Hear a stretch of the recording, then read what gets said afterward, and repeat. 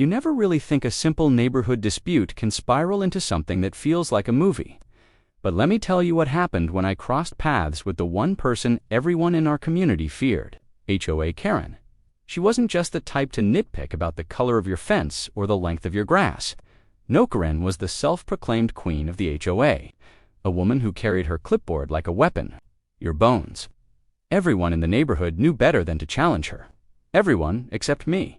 It all started when I decided to restore my grandfather's old barn on the edge of my property. That barn had been standing since before the HOA even existed, before the shiny houses with their cookie-cutter lawns were ever built. To me, it wasn't just wood and nails, it was family history. Memories of my father teaching me to fix broken beams, echoes of laughter from summers long gone. But to Karen, it was an eyesore, as she put it, one evening. I was hammering the last plank into place when I heard the sharp sound of heels on gravel. I turned, and there she was. Karen, her blonde hair swayed stiffly in the breeze, her beige t-shirt tucked neatly into dark pants, and in her hand papers, always papers. She had a smug grin plastered on her face, the kind that told you she thought she had already won before the fight even started, without even saying hello. She shoved the papers at me. "This," she sneered, "is a violation. Your barn is not up to HOA standards. You have two choices: tear it down or pay the fine." I glanced at the papers. $50,000. $50,000. I actually laughed at first, thinking it was some kind of sick joke. But when I looked up, she wasn't laughing. Her eyes were cold, calculating. She meant every word. "You can't be serious," I said. "This barn's been here longer than half the homes in this neighborhood." Her smirk grew sharper. "Rules are rules. And if you can't follow them, maybe you don't belong here." For a moment, I just stood there, the weight of her words, sinking in. $50,000. It wasn't just a fine, it was an attack. A calculated move to break me. I could feel the heat rising in my chest, my fists clenching so tight they trembled.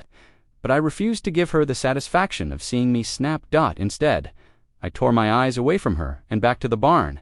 My grandfather's barn, the legacy I swore I'd protect, and I made a decision right then. I wasn't going to let her bully me. Not now, not ever. But what I didn't know then was just how far Karen was willing to go. And just how dangerous this fight would become, because this wasn't about a barn anymore. This was about power, control, and the kind of obsession that can push someone to the edge. And as much as I thought I could handle it on my own, I had no idea that soon my oldest friend, the one person I trusted with my life, would have to step in. And when he did, everything changed. The next few days were like living under a storm cloud.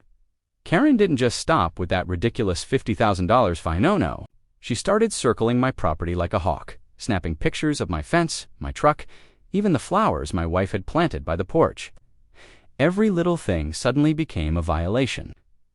I'd wake up in the morning to see her standing across the street, clipboard in hand, whispering to another neighbor.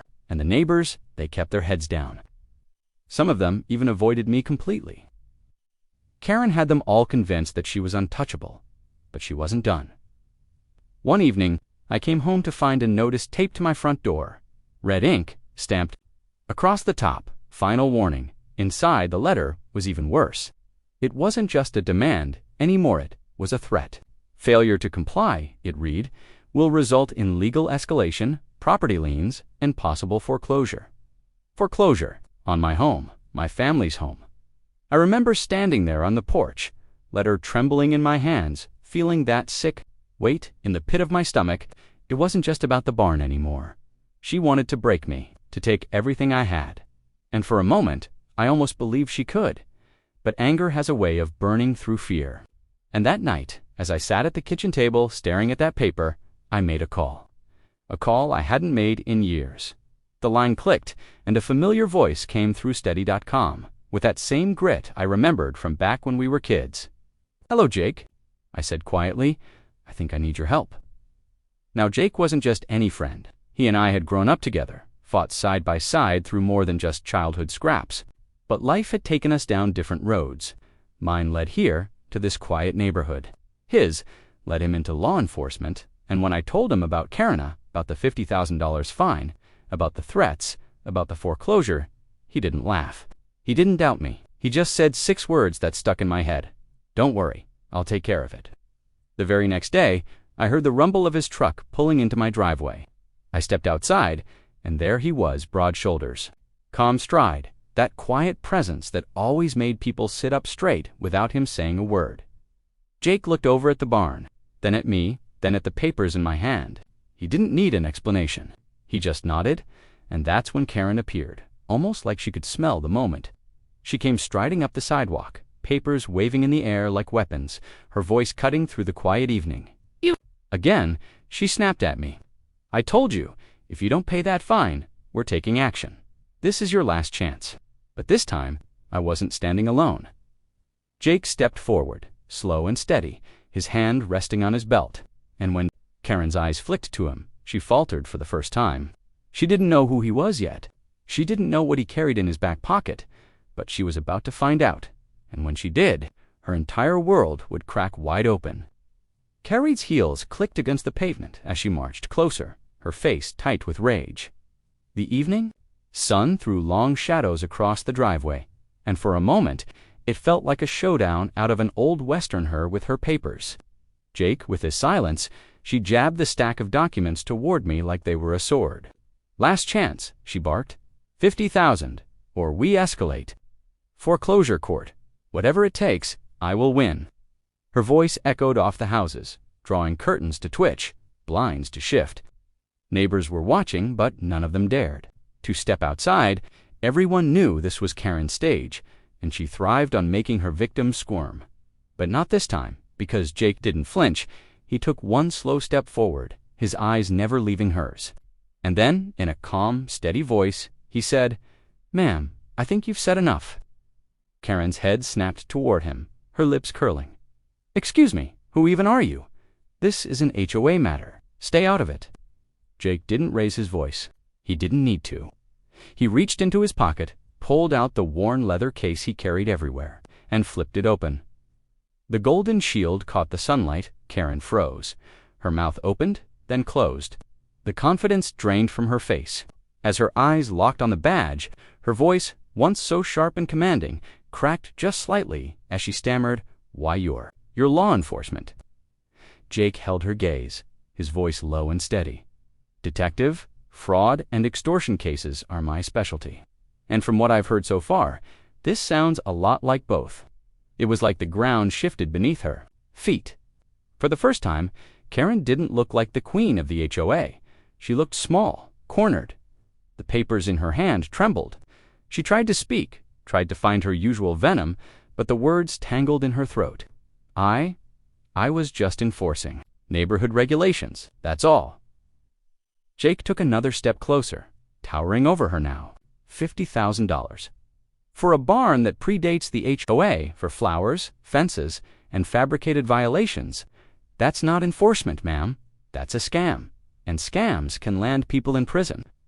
Her face went pale, the neighbors peeking. From behind their curtains, suddenly leaned in closer, eyes wide, whispering. Karen's empire of fear was cracking right there in the middle of the street. I stood there, my heart pounding, watching her crumble. For weeks, she had made me feel powerless, trapped, like I was one wrong move away from losing everything. And now, in just a few words, Jake had turned the tables. Karen swallowed hard, her voice dropping to a shaky whisper. You can't prove anything." But even she didn't sound convinced. Jake slid the badge back into his pocket, his expression never changing. "Oh, I don't have to prove it right here, but I can promise you this, if you keep harassing this man, I'll make sure every piece of your paperwork is investigated, line by line, every dollar, every demand. You want to keep pushing? Go ahead. See where it leads." The silence that followed was deafening. Even the wind seemed to stop, and for the first time, Karen backed down.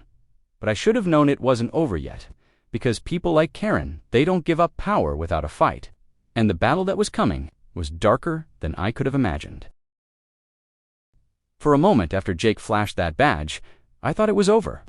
Karen had finally been silenced, her arrogance cracked wide open in front of the very neighbors she ruled over. But what I didn't realize was that humiliation can make people dangerous. The next few days were unnervingly quiet, too quiet. Karen wasn't pacing the sidewalks anymore. She wasn't knocking on doors or stuffing notices into mailboxes. The clipboard was gone, the heels, the constant shadow she cast over every breath I took, and at first, I let myself believe it, that maybe Jake's presence had scared her straight, that maybe this nightmare had finally ended. But deep down, I knew better. People like Karen don't just stop. They retreat, they regroup, they plot, and one night, she proved me right. It was late, past midnight. My family was asleep, the house wrapped in silence. I was sitting in the living room, half awake, the soft hum of the old grandfather clock filling the room, and then I heard its tires crunching slowly over gravel, headlights sweeping across the yard. I pulled back the curtain and froze. A car!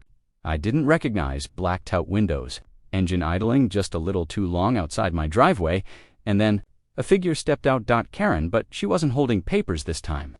She wasn't dressed like the queen of the HOA with her neat beige shirt and pressed pants. No, she was dressed in black, hood up, gloves on. Her face pale and furious in the moonlight. My chest tightened. What was she doing? She crept toward the barn, my grandfather's barn. The place this whole war had started. I pressed a hand to the glass, my pulse thundering in my ears, and then I saw a canister in her hand, sloshing liquid. Gasoline? My stomach dropped. She wasn't just trying to find me anymore. She was trying to erase the barn from existence. To erase me? I didn't think. I ran. Out the door, across the yard, the cold night air burning my lungs. Karen, what the hell do you think you're doing? She spun, eyes wild, caught like an animal in a trap. But instead of backing down, she screamed, "You should have listened. You should have paid. Now you'll lose it all." She raised the canister, fumbling for a lighter in her pocket. But before she could spark a teen, another voice cut through the night. "Drop it now." Jake, I hadn't even seen him pull up, but there he was, stepping out of the shadows, gun holstered, badge gleaming under the moonlight. His voice was sharp, commanding, leaving no room for argument. Karen froze, her entire body shaking. The lighter slipped from her fingers, clattering onto the dirt. The canister tipped over, spilling gasoline into the grass. Her eyes darted from me to Jake to the barn, and in that moment, the truth was written all over her face. She wasn't just trying to win anymore. She was unraveling. Jake moved closer, his voice steady but low, like he was speaking to someone on the edge. "You've already crossed lines. MAAM. But if you take one more step, you won't just lose this HOA, you'll lose your freedom." Karen's lips trembled. For the first time, tears pooled in her eyes. Her empire of control, of fear, of intimidation, had all come crashing down. But as Jake cuffed her hands behind her back, I couldn't shake the thought if she was willing.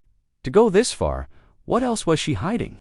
And I was about to find out that Karen's $50,000 scam was just the surface of something much, much darker. The night Karen was arrested should have been the end. I thought the nightmare was over as I watched Jake guide her into the back of the squad car, her wrists bound, her head low, her voice finally silenced. But Karen wasn't just a bitter neighbor with too much free time. No, she had built an empire of lies hidden beneath the surface of our quiet neighborhood. And when Jake dug deeper, the truth was worse than anyone could have imagined. Within days, investigators started combing through her files, her emails, her official HOA records, and what they found: fraud, extortion, embezzlement. Karen had been bleeding the neighborhood dry for years, inflating fines, pocketing fees, threatening families into paying cash under the table to avoid foreclosure. People who thought they were paying legitimate dues had been paying directly into her personal bank account. Tens of thousands of dollars. Gone. Neighbors who once whispered in fear of her now stepped forward, voices trembling as they told their stories. Families who'd been forced to sell their homes, retirees who'd emptied their savings just to avoid the foreclosure. Threats she loved to wave around. She hadn't just come after me, she had come after all of us, and now the entire neighborhood finally saw her for what she really was. I'll never forget the town hall meeting that followed. For years, Karen had stood at the front of that room dictating rules, silencing anyone who dared speak against her. But this time, that seat was empty, and one by one, neighbors stood up, voices shaking with both anger and relief. As they revealed the truth she had buried by the end of the night, the board voted unanimously to strip her of her position. The woman who once ruled with fear was gone. Karen now faces charges: fraud, extortion, attempted arson. The $50,000 fine she tried to slap on me turned into evidence against her. And instead of foreclosing on my home, the courts may be foreclosing on her freedom, but as much as justice was served, I can't pretend it didn't change me. For weeks, I had lived in the shadow of her control, weighed down by fear and anger. And it took everything: Jake's loyalty, the truth, and the courage to finally stand up for that shadow to break. I walk past that barn now, the wood weathered but standing strong, and I think of my grandfather. He built it with his hands, brick by brick, beam by beam, never backing down when life tested him. And in a way, that barn saved me too. It reminded me what was worth fighting for. Karen thought power came from fear, but real power, real strength, it comes from standing your ground, from refusing to bow to bullies, no matter how loud they scream or how many papers they wave in your face. She demanded $50,000. She ended up losing everything, and me. I didn't just keep my barn, I kept my home, my dignity, my freedom, all because, in the end, truth will always outshine lies. And sometimes, all it takes is one flash of a badge to bring the darkness crashing down.